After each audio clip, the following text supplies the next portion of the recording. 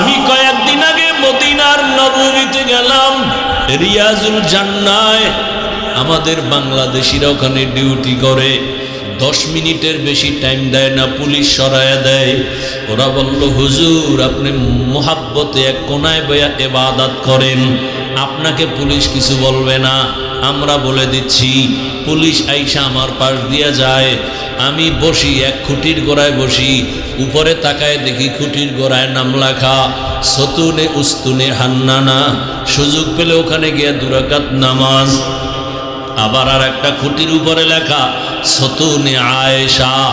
আম্মা জান আয়েশা বেশি বেশি খুঁটির গোড়ায় বসে বসে আল্লাহর ইবাদত করতেন, ইতিকাফ করতেন। আবার ওই যে সাহাবী কান্না করেছেন তওবার খুঁটি, ওই খুঁটির গোড়ায় এখন উপরে লেখা সতুনে তওবা। ওটা তওবার খুঁটি, এখনো লেখা, আরবিতে লেখা। ওই সাহাবীর তওবা কবুল হয়েছে। ওখানে গিয়া সেজদায় পড়ে কাঁদলাম, কারণ পুলিশেরা মোনাজাতে কান্না ওরা পছন্দ করে না, মনে করে বোধহয় এটা বলে বেদাতি।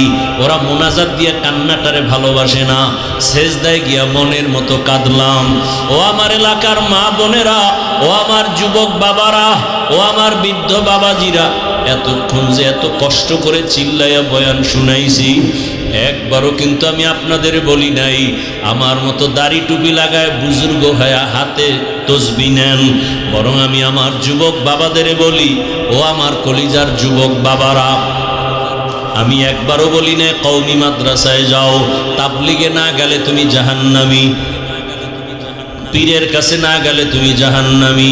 বরং আমি বলি, বাবা আমাদের লাইনে তুমি আসবা বাধ্য না, তোমাকে আমি আরো চাই তুমি স্কুলে কলেজে পড়ে ডাক্তার হও, ইঞ্জিনিয়ার হও, প্রফেসর হও, এসপি হও, ডিসি হও, ওসি হও, তুমি একজন এমপি মন্ত্রী, তুমি একজন চেয়ারম্যান হও, তুমি একজন ব্যবসায়ী চাকরিজীবী হও।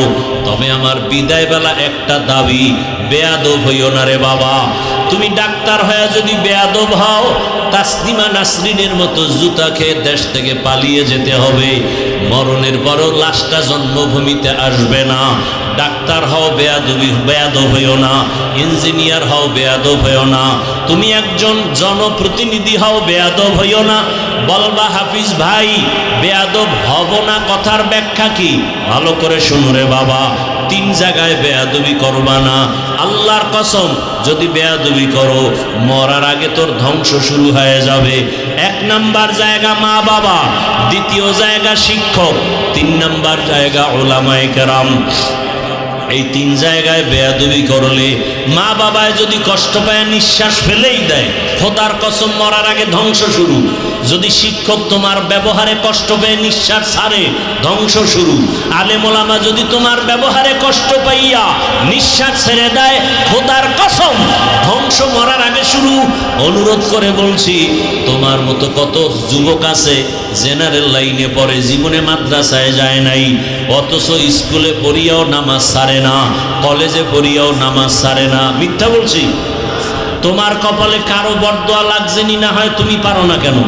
মা বাবার বরদোয়া লাগাইছনি, না হয় তুমি নামাজ পড়ো না কেন? তোমার মতো যুবক র্যাব আর্মি পুলিশ বিডিআরের চাকরি করে নামাজ পড়ে, বলো তুমি পারো না কেন? তোমার মতো যুবক ডাক্তার, প্রফেসর, ইঞ্জিনিয়ার, এমপি, মন্ত্রী অভাব নাই, ব্যবসায়ী, চাকরিজীবী, এসপি, ডিসি 5 ওয়াক্ত নামাজ পড়ে নাই। তোমার মতো যুবক রাস্তায় গাড়ি চালায়, নামাজ বাদ দেয় না, বলো তুমি কেন পারো না? তোমার মতো যুবক নদীর মধ্যে মাছ ধরে, নামাজ ছাড়ে না। তোমার মতো যুবক কৃষি কাজ করে, শ্রমিকের কাজ করে, নামাজ বাদ দেয় না, বলো তুমি কেন পারো না? তুমি কি মনে মনে ভাবছো হুজুরেরা মিথ্যা কয়? মনে মনে ভাবছো কোরআন মিথ্যা? একটা প্রমাণ দে, এখন দাঁড়িয়ে সব কোরআন জ্বালায় দিন, যদি একটা ভুল বের করে দিতে পারো। পারবা? পারবা না। বরং তোমার বড়রাও অপচেষ্টা করে পারে নাই। অতএব তোমার হাতে পায়ে বিনয়ের সাথে অনুরোধ করে ধরে বলি, আর নামাজ ছাড়িও না। জীবনে মনের ঝাল মিটায় এত গুনাহ কম করো নাই। মনে শখ লাগছে নামাজ পড়বা না, পড়ো নাই। মনে শখ আসছে দাড়ি কাটবা, কেটেছো। মনে শখ লাগছে পার্কে যাবা, দৌড়ায় গেছো। মনে শখ লাগছে সারা রাত মোবাইলে গুনাহ করবা, করেছো। এখনো কি তওবা করবা না? ও পর্দার আড়ালের মা বোনেরা, আপনার কত মা কত বোন এই এলাকায় এখনো আছে পর্দা করে, নামাজ পড়ে নাই, মোবাইলে সময় নষ্ট করে না, স্বামীর মাল হেফাজত করে। আম্মা জানেরা, বোনেরা, আপনারা কেন নামাজ পড়তে পারেন না? কয়দিন আর মার্কেটে ঘুরিয়া নিজের ইজ্জত নষ্ট করবেন? একটা সন্তানকে আদর্শ ডাক্তার বানায় যান, আদর্শ ইঞ্জিনিয়ার বানায় যান, আরে আদর্শ কোরআন পড়নেওয়ালা বানায় যান। আপনার সন্তান যদি আপনার আদর্শ পাইয়া সুন্দর ব্যবহার দেয়, কোরআন শিখতে পারে, ডাক্তার হইয়াও কোরআন তেলাওয়াত করবে, নামাজের সময় নামাজ আদায় করবে, আপনাদের জন্য দোয়া করবে, ওলামায়ে কেরামের সাথে সুন্দর আচরণ করে চলবে, এমন ডাক্তার হতে পারলে আপনার সন্তানও ধন্য, আপনার জীবনও ধন্য। এরে আম্মা জানেরা, কয়দিন আর দুনিয়ায় বাঁচবেন? এমন একটা দিন নেই গাড়ির নিচে, পানির নিচে যুবকের লাশ দেখা যায় না, ঘুমের বিছানায় লাশ। কোন দিন মরণ হবে জানা নাই, এখনো সময় আছে, তওবা করেন।